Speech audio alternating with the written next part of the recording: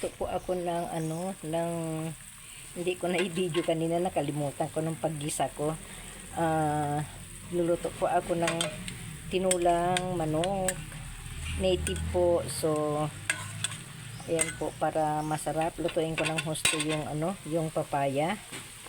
Kay native po ito, so kailangan kong lutuin ng husto yung lutuin ng husto yung papaya, kasi yung aking asawa ay yung kanyang ngipin ay pustiso, so kailangan yung yung pati yung karne ay malambot, para yung karne ng manok para manguya po niya.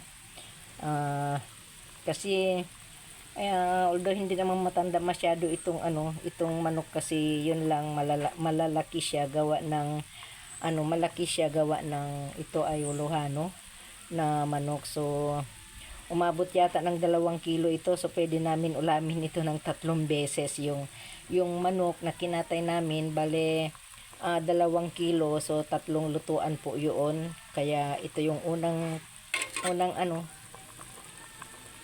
luto. So malapit na po maluto.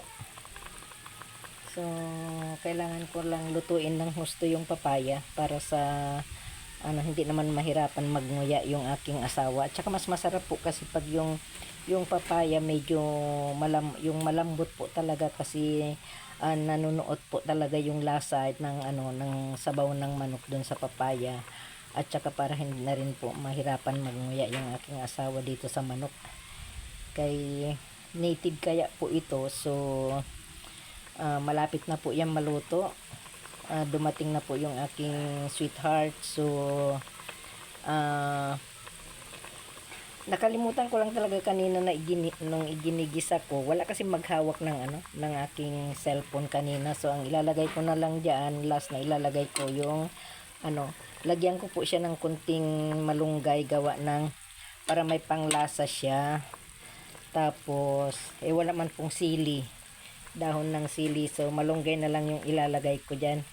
Okay, thank you po. God bless. Maraming salamat po sa panonood. Natilde TV. God bless. Yummy po ang aking native na manok. Sarap po yan.